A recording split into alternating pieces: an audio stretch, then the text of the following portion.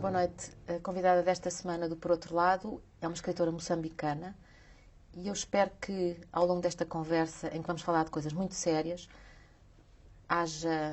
no fim desta conversa, que haja um movimento de imigração em direção ao norte de Moçambique. Depois já vão ver porquê. Vamos ver primeiro as fotografias que o Alfredo Cunha tirou à escritora moçambicana e depois vamos conversar com ela.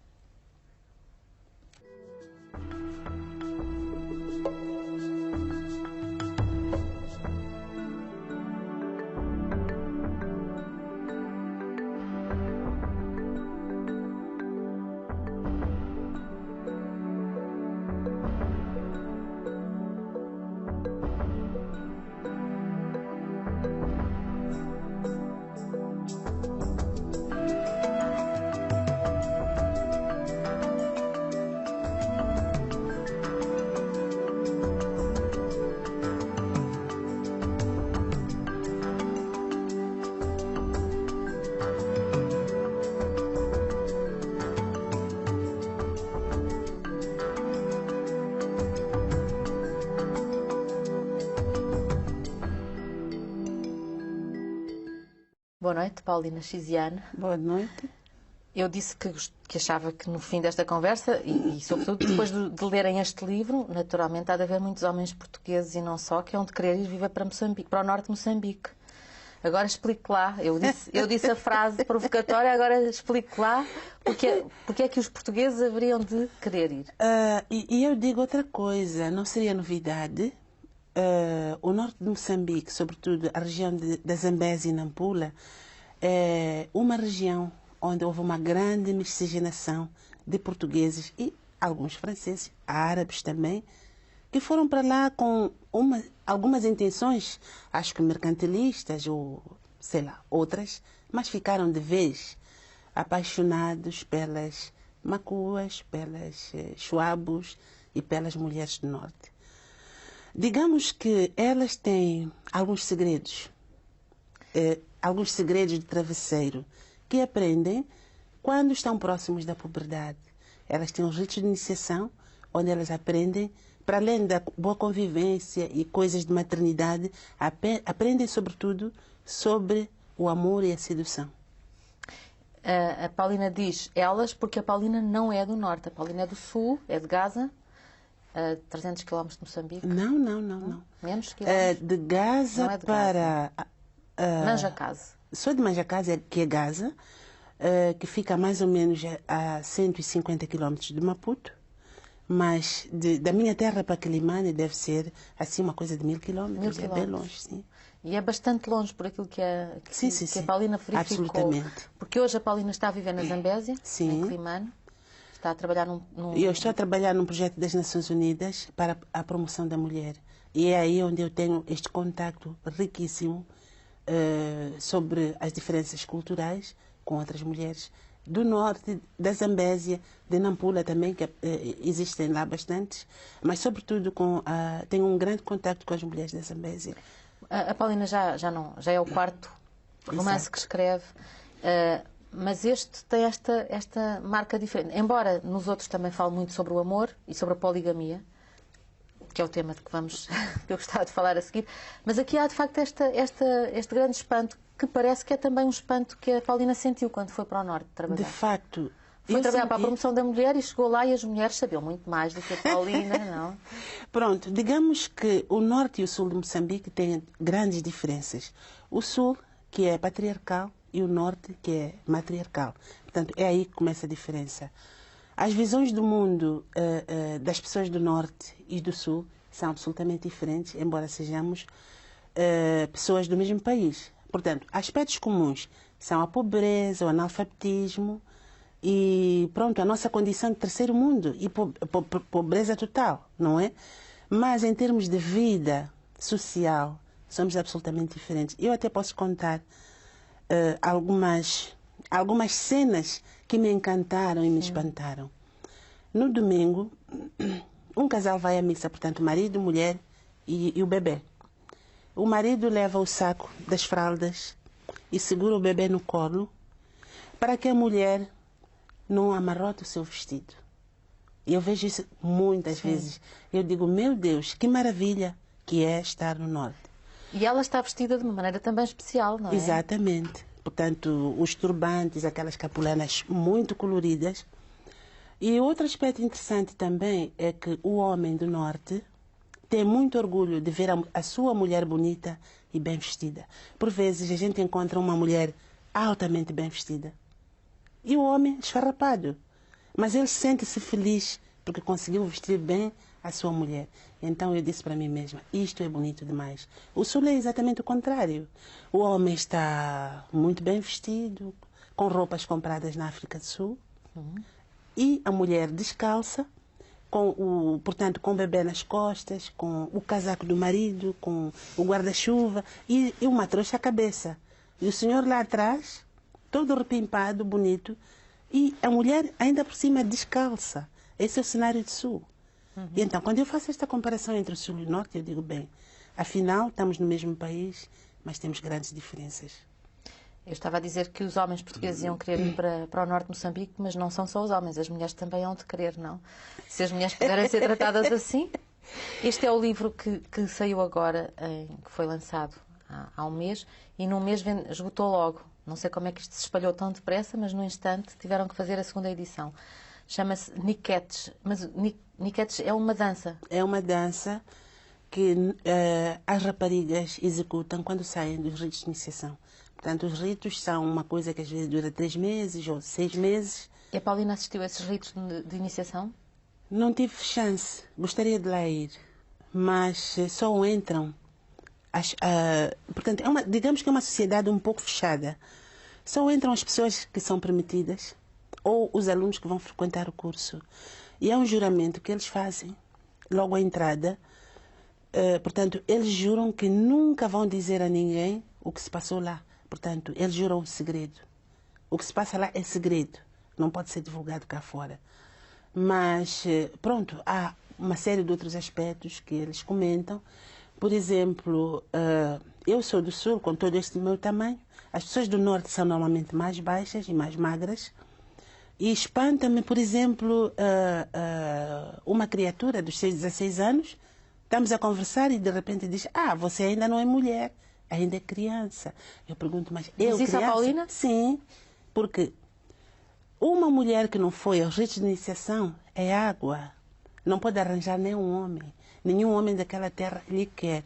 Portanto, pode perceber agora a minha situação.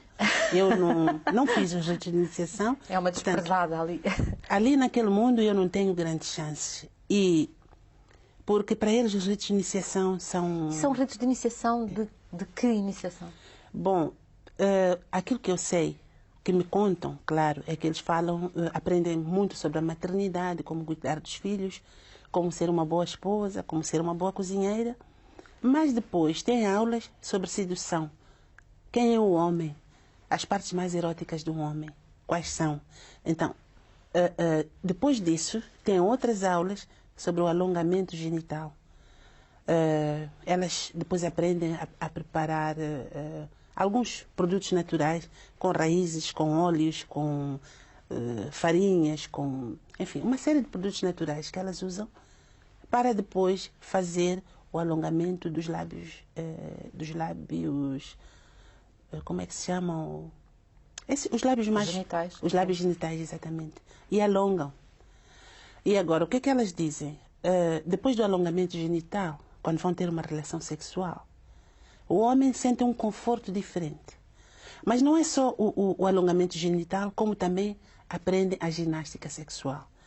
Como se fazer de pé, para a esquerda, para a direita, enfim, elas aprendem isso tudo. E quando saem dos ritos de iniciação, já estão preparadas. E depois tem uma atitude diferente em relação aos rapazes também.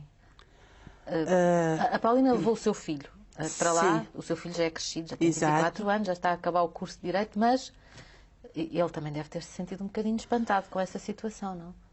Bom, ele está a começar o curso de Direito, não está propriamente a acabar, mas ele sentiu-se assediado, nunca havia sido. Antes era ele que tinha o trabalho de ter que dizer, olá menina, estás bonita, gosto de ti. Agora não, ele fica sentado num canto e lá vem elas. Olha, vi-te, gostei de ti e tal. Portanto, elas introduzem, fazem a conversa toda com a mesma liberdade com que os homens do Sul conquistam as mulheres. Então, aí está a grande diferença. Isso depois, no resto da vida, como é que se desenrola? Isto é, isso leva a casamentos muito precoces? O que é que acontece depois disso? O que é que tem verificado? Aquilo que eu consegui ver é que, de facto, as meninas entram para as escolas de iniciação entre os 8 e os 10 anos. E pronto, o processo continua. Bom, durante o período das férias escolares, elas vão para esses cursos. E vão fazendo isso até mais ou menos 12 anos. E estes cursos estimulam o organismo, porque ela, para fazer o alongamento genital, tem que mexer, tem que conhecer as zonas eróticas do seu próprio corpo e vai estimulando a prática sexual, ou a necessidade da prática sexual. Quando ela sai, logicamente que a primeira coisa que vai precisar é de um homem, com 12, com 14, com 16. Então é a gravidez prematura, é o aborto clandestino que vem, e são as outras doenças associadas e os casamentos prematuros também. Elas ficam muito cedo. Portanto, aos 13 anos, aos 15 anos já tem um filho, já abandonou a escola e casam-se numa situação poligâmica, por vezes vão ser segundas ou terceiras esposas de um velhote também, porque os homens mais novos, infelizmente, imigram para os países vizinhos ou para as capitais e acabam perdidas por aí. Portanto, depois é o problema de ter muitos filhos, é o analfabetismo e a falta de preparação para conseguir um emprego bem remunerado e, de facto, tem uma série de problemas. A Paulina aí, que está a trabalhar num plano de um programa das Nações Unidas para a promoção da mulher, aí Sim. tem muito trabalho para fazer. Temos, de facto, muito trabalho, porque o maior trabalho é um trabalho interior que tem que ser feito.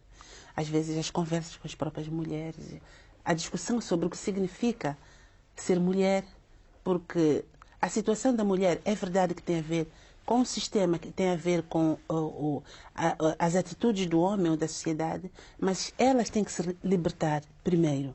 Portanto, um dos trabalhos que está-se a tentar fazer é ver se os professores dos ritos de iniciação mudam um pouco o sistema. No sentido de, talvez, as crianças começarem a ser iniciadas um pouco mais tarde. Ou então introduzir outras aulas complementares, como o controle da gravidez, etc., etc., que é para ver se essas mulheres conseguem estudar. Mas acha viável essa interferência, no fundo, naquilo que é tradicional? Acha que é possível fazer isso? É possível fazer, é muito difícil, mas é necessário. Porque as raparigas atiram-se muito cedo para a vida, com as consequências das doenças como o SIDA, e pronto, tem a gravidez precoce e não pode estudar. E este quadro tem que mudar. Por exemplo, para o caso de Nampula, já existem alguns indícios positivos nesse aspecto. As madrinhas, que é como chamam as professoras lá dos ritos, já começam a aceitar. Portanto, elas falam do sexo e, enfim, daquelas aulas tradicionais, mas depois dizem, é preciso prevenir a gravidez, é preciso prevenir doenças como esta, como aquela. Seria bom conhecer estas aulas, mas é muito importante ir à escola, fazer o ensino secundário, ter uma profissão, e as coisas já estão a mudar um pouco. Portanto, de qualquer modo, é preciso manter aquilo que é tradicional naquilo que tem de melhor. Não é possível fazer aquilo que se tentou fazer, que foi proibir. Proibir não vale a pena.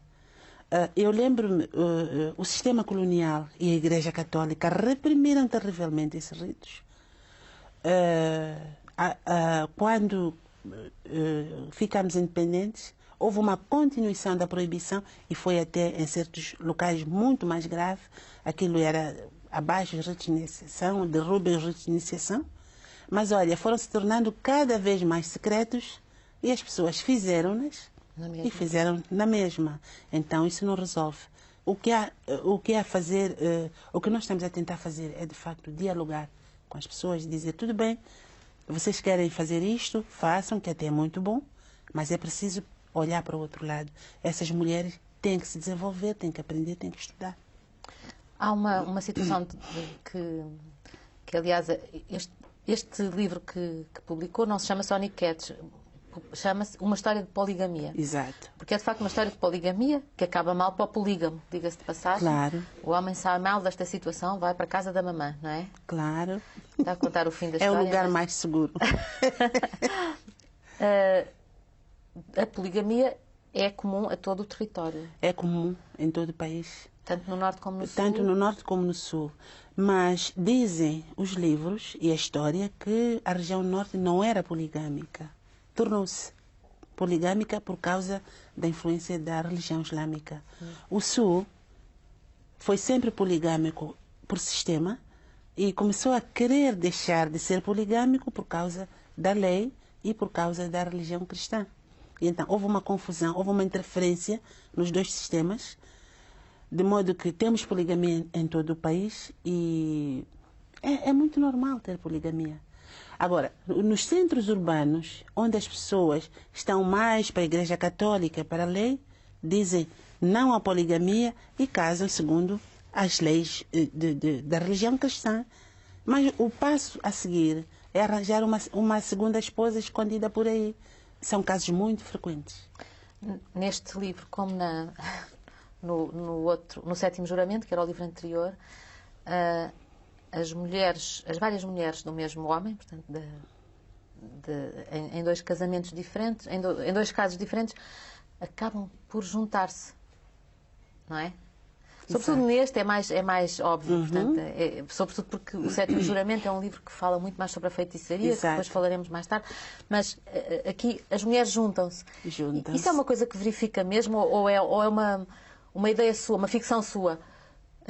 Não é ficção, porque poligamia propriamente dita, conforme a tradição, quem decide a escolha da segunda mulher é a primeira mulher.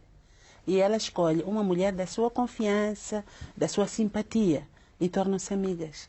E quando vai se escolher a terceira mulher, essas duas ajudam a escolher. Portanto, na poligamia verdadeira, aquela tradicional, é um acordo entre as mulheres.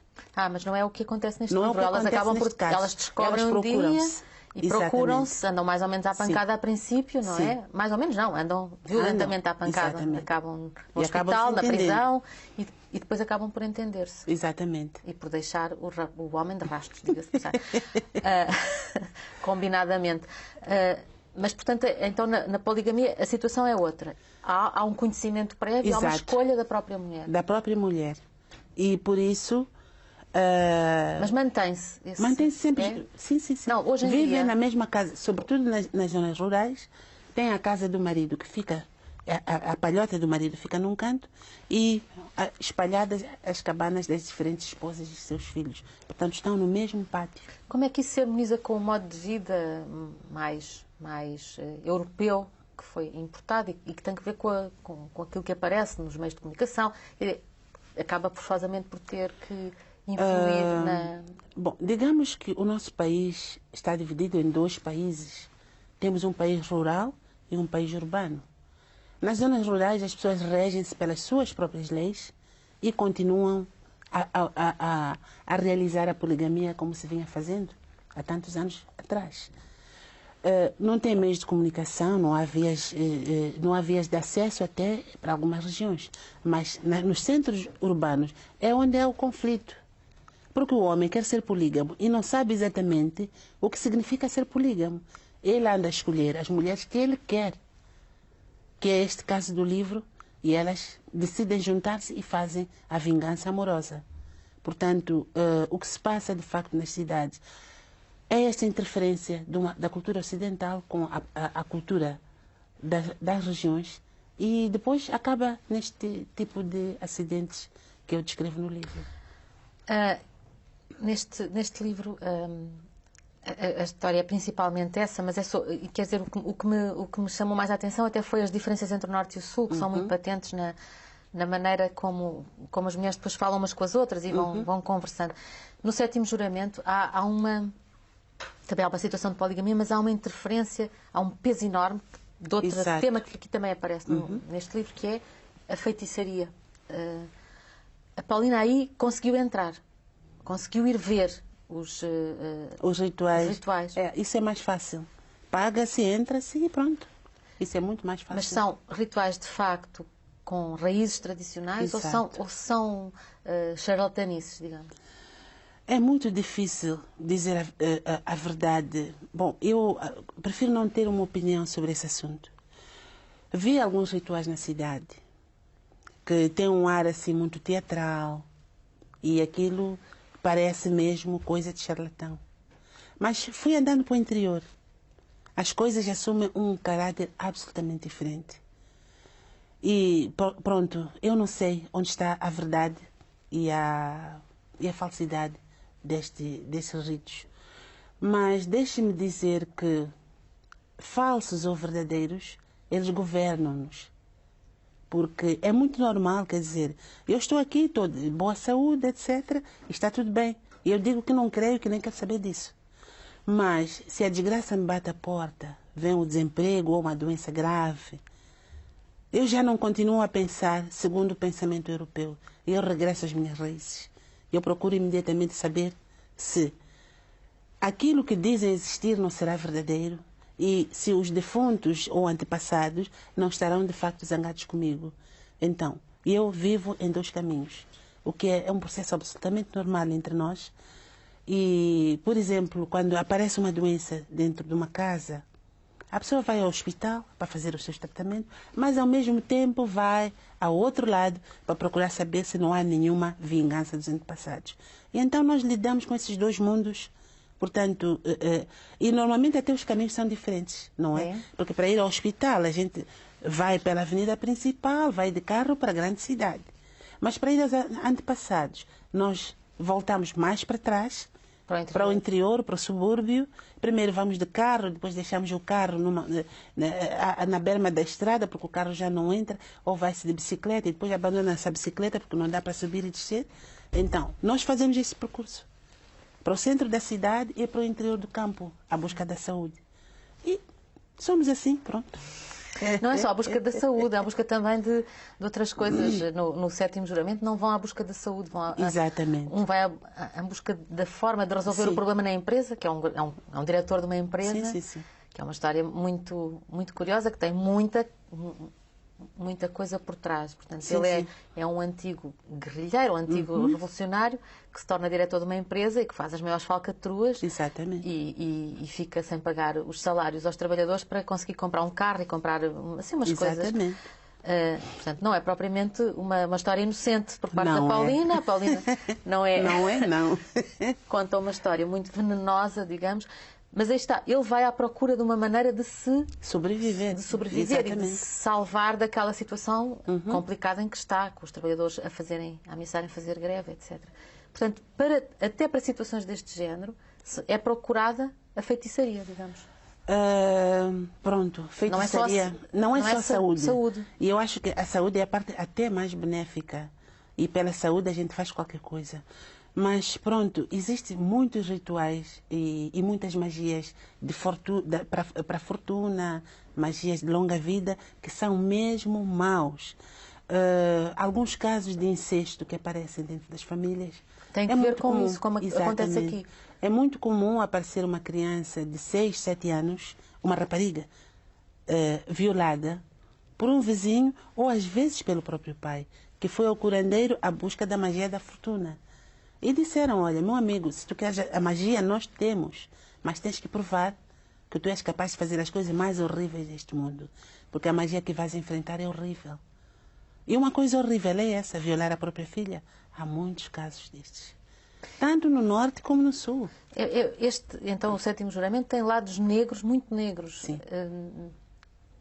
Que uma pessoa que não...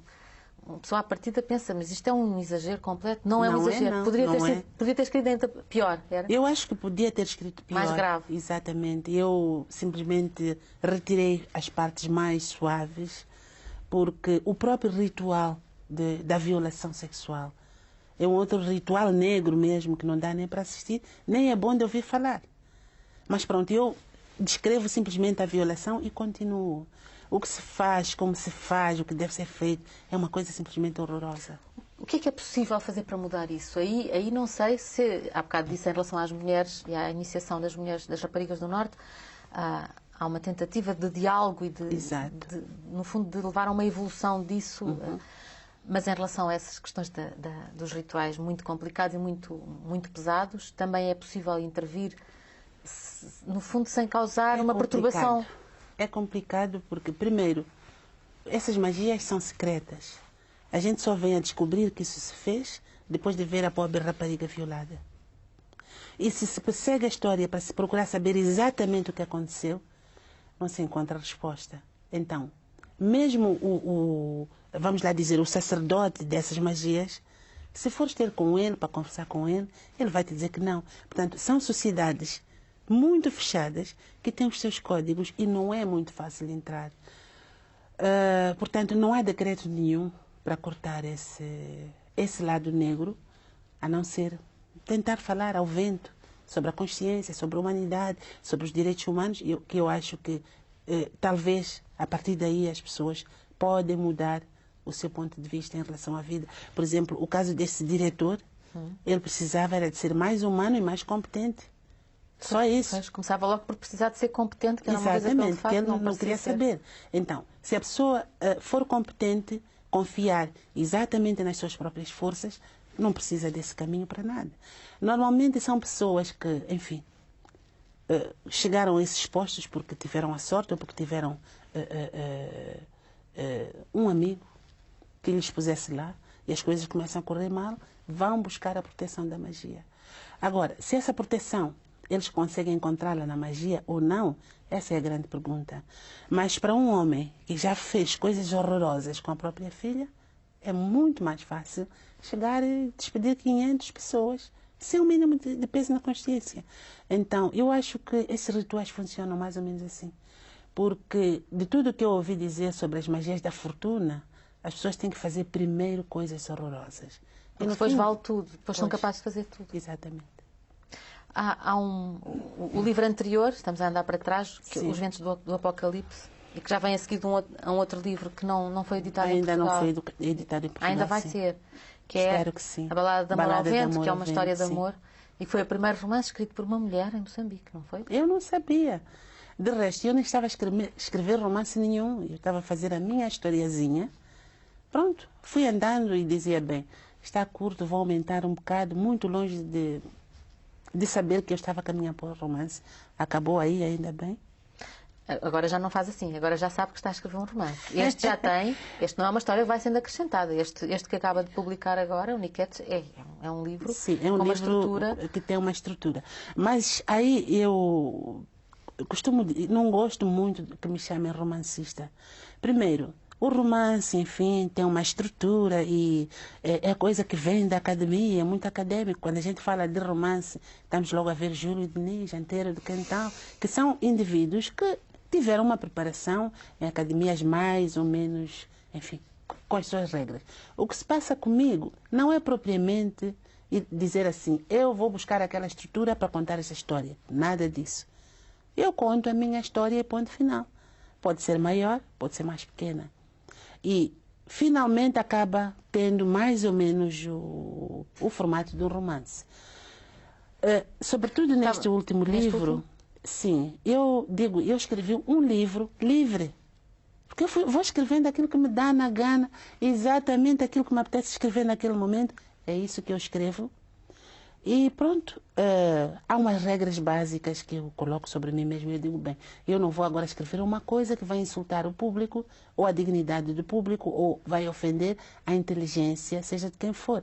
Se eu escrevo alguma coisa que alguém vai ler, ou que se divirta, ou que ao menos fique a saber como que a vida é. Mas foi bem recebida em Moçambique? Tem sido bem Ainda não recebida? foi, infelizmente. Ainda não foi porque...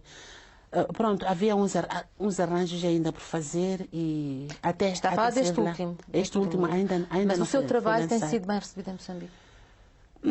Digamos que existem dois mundos diferentes, que é o público, leitores comuns, que leem perfeitamente bem e com muito prazer os livros que eu escrevo, mas por outro lado existe o mundo daqueles que são, enfim, os senhores da literatura, os estudiosos, os mestrados, enfim, os que fazem parte das academias, que de vez em quando me dizem, não, os seus livros têm assim uma característica de oralidade e um romance tem que ser escrito com a linguagem escrita, essas coisas todas. E eu digo, bem, meus amigos, o que eu estou a pôr no papel não tem nada a ver com aquilo que vocês ensinam lá, do lado de lá.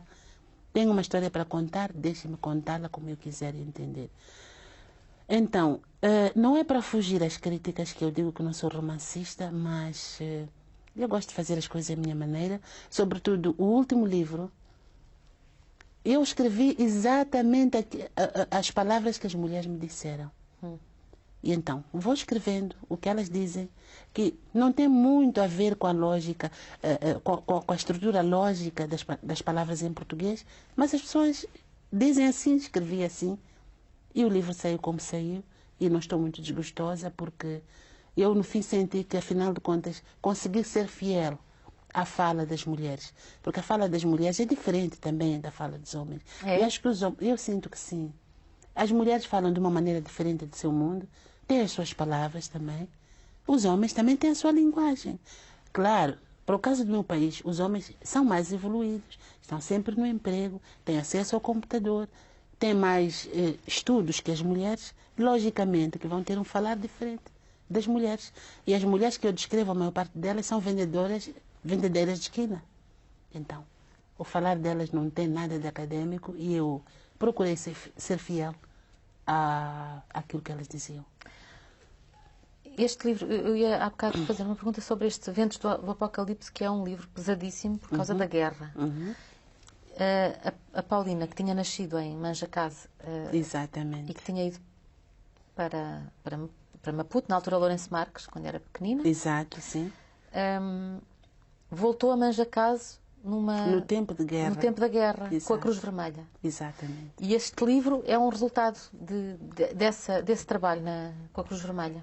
É o resultado desse trabalho e pronto, guerra é guerra, a gente tem emoções fortes, fortíssimas. Aconteceu uma coisa extraordinária. Eu cheguei ao campo dos refugiados e estava lá uma senhora de idade. Olhou para mim, desapareceu. Eu não liguei importância. Dei as minhas voltas no campo, encontro-me novamente com ela. É quando eu percebo que ela foge de mim. Ela foge mesmo? Fugia mesmo. E pela terceira vez ela foge, até que eu disse, não, há aqui um problema qualquer. E eu vou atrás dela até a tenda onde ela vivia. Porque no campo eram tendas onde as pessoas viviam. Então eu abro, entro, ela olha para mim, começa a chorar. Ela diz, oh, minha Oxene. Oxene? Quem é a Oxene? Ou o que é Oxene? Ela diz-me, olha, quando te vi chegar, parecia que estava a ver a minha Oxene a regressar da morte. Oxene? Oxene era a filha morta da senhora, que tinha morrido num massacre. Então perguntei, de que é que ela morreu? Ela diz que, olha, houve um ataque, houve um massacre, ela estava grávida e ela foi assassinada. Quando te vejo, a mesma maneira de falar, a mesma maneira de sorrir, estou a ver a minha filha a voltar da morte. Chocou-me profundamente. Claro. E pronto, na altura senti a dor, chorei, fui-me embora, mas passado tanto tempo, a voz daquela mulher, as palavras dela, começaram a incomodar o meu íntimo. Eu me perguntava sempre, por que aquela mulher perdeu a sua filha? E uma filha que estava à espera de um neto para ela.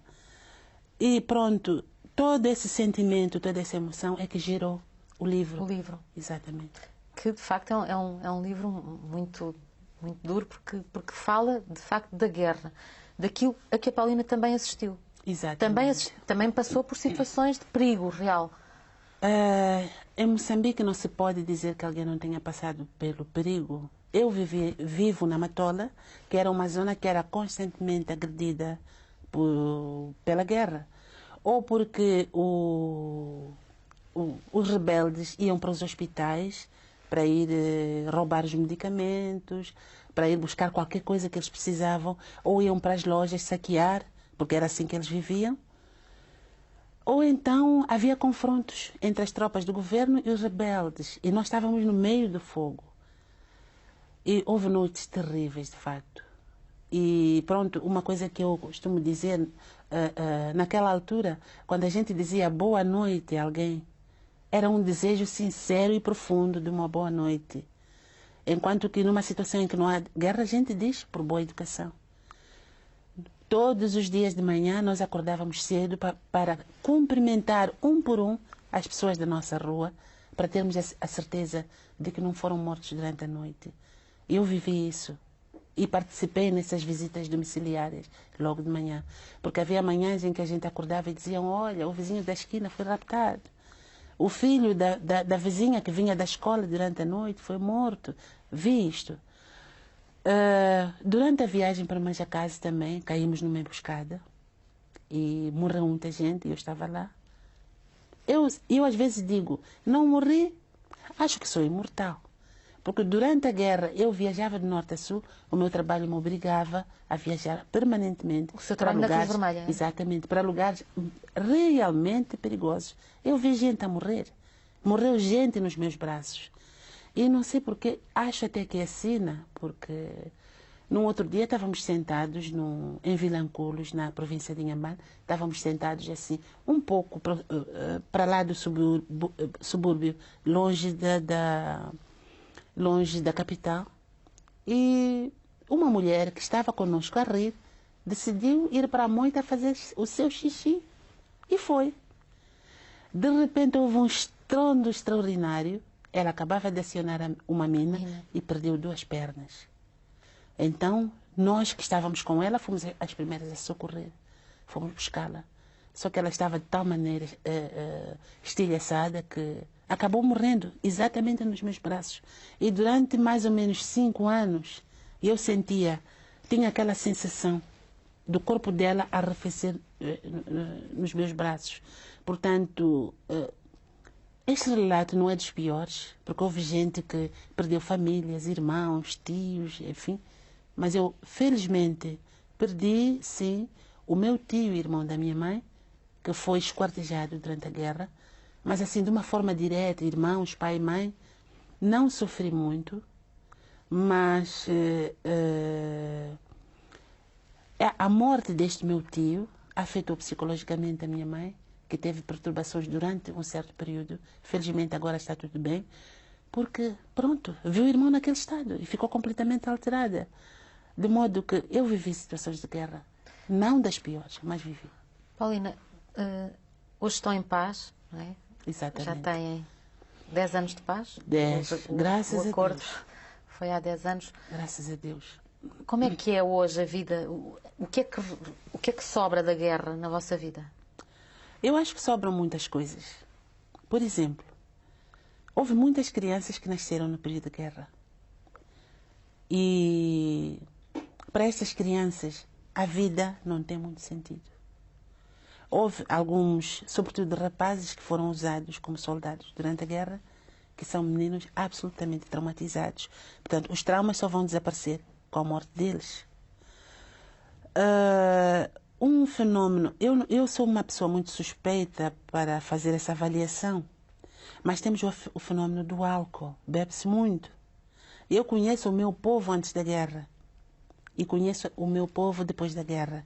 Antes da guerra, a gente fazia planos do futuro, juntar dinheiro para comprar isto e mais aquilo. Mas quando a guerra era mesmo quente, a gente dizia: olha, vamos celebrar. Eu quero que a morte me encontre a dormir. Eu era dessas. Aprendi a beber foi naquela altura. E então, muitos começaram a beber nessa altura e já não conseguiram parar. Houve uns que se conseguiram reabilitar. Temos o problema das minas. Por que disse que era suspeita em relação ao álcool? Bom, porque, pronto, não posso fazer essa conclusão de uma forma muito afirmativa. Mas, pronto, é alguma coisa que eu observo. E eu, pessoalmente, relaciono com o fator guerra. A questão das minas é muito presente. É muito presente. É muito presente. Há sempre gente que perde a vida, perde os membros e ficam com sequelas, sem pernas, sem braços, sem olhos, por causa das minas até hoje. Há um grande programa de desminagem, mas para desminar aquele país imenso vai levar muito tempo. o que é possível fazer para ir avançando, para ir apagando o que ficou da guerra? O que é possível? Digamos que os seres humanos têm várias vidas. Eu digo isso sinceramente, que nós julgamos que nos conhecemos, mas não nos conhecemos. A pessoa que viveu uma guerra não quer viver outra. A pessoa que perdeu pai, mãe, irmãos durante a guerra, mesmo que veja a pessoa que matou estes seus familiares, já não quer ver mais sangue. Então, o sentimento de vingança morre com a perda dos seus familiares mais próximos. Então, o que aconteceu depois da guerra é que as pessoas simplesmente decidiram esquecer aquilo que passou. Sequelas de guerra que há é exatamente a desminagem, a reconstrução da escola, dos hospitais e tudo isso. Há algumas reabilitações psicológicas sérias que têm que se fazer, sobretudo nas pessoas que participaram de uma forma muito direta na guerra, mas os que sofreram os efeitos da guerra, tudo o que fazem é fazer tudo para esquecer. E eu nisso tenho muita admiração pelo povo e por mim própria, quer dizer, eu não consigo olhar para aquele que fez a guerra com ódio ou com raiva. Tudo o que eu lhe peço é, por favor, não faça mais guerra. Porque viver o que nós vivemos não tem razão de ser. Isso também lhe dá uma visão em relação aos problemas do dia-a-dia, que nós às vezes pensamos que são gravíssimos. Deve relativizar tudo, não é? Já passaram por coisas tão mais pesadas. Exato. Nós passamos por situações terríveis, difíceis, dificílimas. Então, de vez em quando aparecem outros problemas, a gente diz, isto não é nada comparado com aquilo que a gente já passou.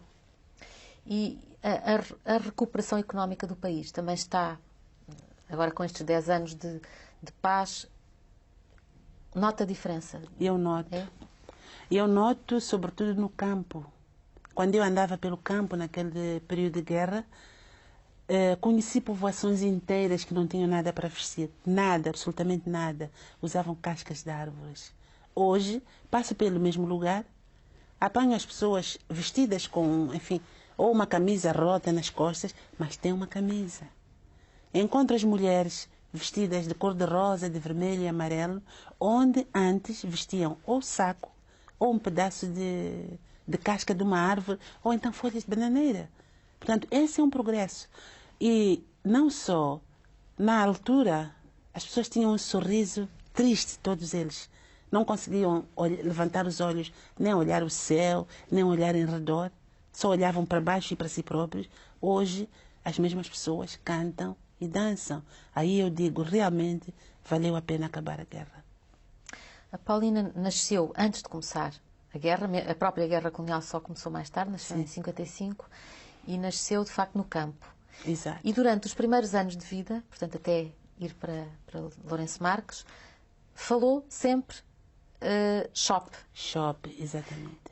E não falava português, não conhecia português. Não, porque o meu pai nem sequer queria que se falasse português em casa. O seu pai falava português? Ele falava, mas não, ele queria que nós tivéssemos o domínio da nossa língua materna. Então, até essa idade, antes de entrar na escola primária, eu não falava português. Bom, e vai para Lourenço Marques, para a escola, e tem que aprender não só português, como depois para se relacionar com os outros miúdos.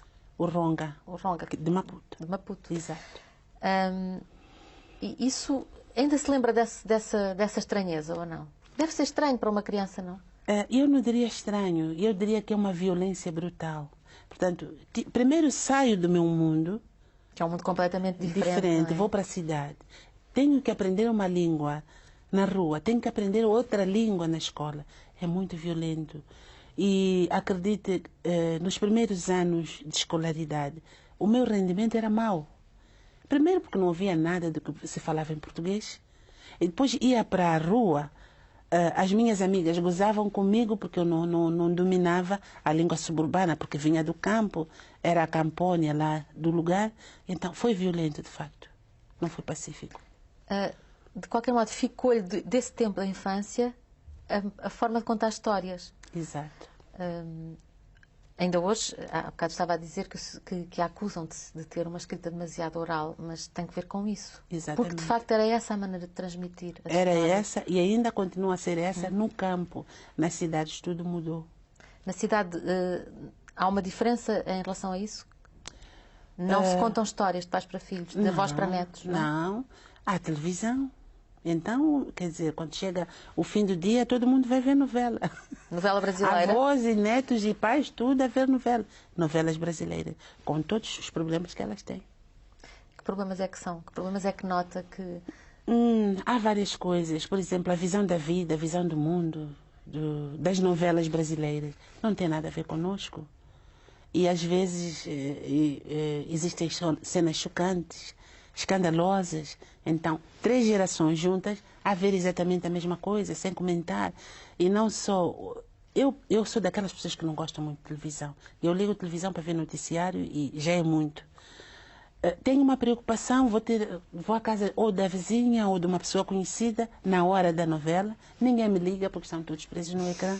Eu fico chateada, zangada, mas é o mundo moderno.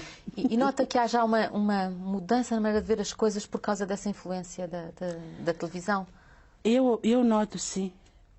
E são várias coisas. Começando pela própria língua portuguesa. É muito comum ouvir o calão brasileiro do que ouvir propriamente a língua portuguesa. Eu às vezes digo, bem, quem me dera se um dia pudesse avaliar o impacto da linguagem brasileira na língua portuguesa em Moçambique. É muito sério esse problema. Todo o calão que aparece na última novela, todo mundo fala e repete. Nas pessoas dos seus 12, 14 anos, existe muita dificuldade de diferenciar português de Portugal, português do Brasil e aquilo que se devia falar em Moçambique. É uma situação de conflito real. E as línguas locais continuam a ser faladas? Continuam a ser faladas, especialmente no campo, mas a nível das cidades são pouco usadas. Por exemplo, a língua é usada na rádio, nas rádios todas do país, mas a televisão, que é o maior instrumento. Portanto, aliás, temos uma única televisão nacional, não transmite nada nas línguas nacionais, só fala em português. Bom, devem ter lá alguns problemas. Qualquer dia eles vão conseguir resolver esse assunto. Diz isso com ironia ou diz isso a sério, confiante? Bom, eu digo preocupada. Eu acredito que sim, que a situação vai mudar porque tem que mudar. Mas, se não mudou, deve haver alguma razão. Mas as rádios nacionais, todas elas, as rádios comunitárias, usam 2 línguas. A língua local e a língua portuguesa, o que é muito bom. E há rádios em todas as casas? Ou não? Não, claro que não. Mas é muito mais fácil encontrar rádio em todo o país do que a televisão. Felizmente, então, não. Paulina, tenho uma fotografia do Alfredo Cunha para lhe oferecer, uma fotografia de um Moçambique já mais antigo, penso eu. E espero que um dia o Alfredo possa ir a Moçambique tirar fotografias de um Moçambique novo. De um Moçambique diferente. Vai gostar realmente. O que é que a Paulina gostaria de ver nesse Moçambique diferente? Eu gostaria de ver emprego para todos e escola para todos, em primeiro lugar. E especialmente para as mulheres. Porque há um grande analfabetismo, é maior entre as mulheres. Entre as mulheres, é exatamente maior. Mas continua. Nas escolas verifica-se que as raparigas não vão? Exatamente. As raparigas vão à escola até 5ª classe, que é instrução primária. E quando se tem que decidir quem vai à escola, porque os recursos da família são poucos, é lógico que vai o rapaz e a menina fica atrás. No seu caso, tem 2 filhos, uma filha que acabou o curso de Psicologia. Exato. Que é novo em Moçambique. É novo, sim, é um fenómeno novo. E os meus filhos fizeram secundário quase na mesma altura. E, pronto, a universidade pública anda sempre cheia e é muito difícil entrar. E eu tive que escolher dos 2 quem iria para a universidade. E eu escolhi a rapariga. Porque a rapariga precisa de mais proteção do que o rapaz. Ela já acabou e, entretanto, o irmão acaba de entrar. Portanto, por isso é que ele entrou agora. Sim. Foi porque primeiro foi ela. sim. E o curso que ela acabou, portanto, a psicologia, é fácil ela arranjar trabalho. É fácil, com todos estes problemas que a gente tem, do pós-guerra, problemas de desemprego, que depois geram violência social, há muito trabalho para fazer, muito trabalho mesmo. Vou agradecer-lhe por ter vindo aqui, Paulina, e agradecer-lhe pelo prazer que me deu ler estes seus livros. E espero que esta segunda edição já esteja também a esgotar. Mais grata estou eu. Realmente, esta minha aventura de escrita tem-me levado por mares nunca antes navegados. Nunca contei estar aqui na sua presença e estou, porque realmente a literatura proporcionou-me esta oportunidade e tenho que agradecer à Caminho e à televisão portuguesa. Muito obrigada. Obrigada a nós por ter vindo.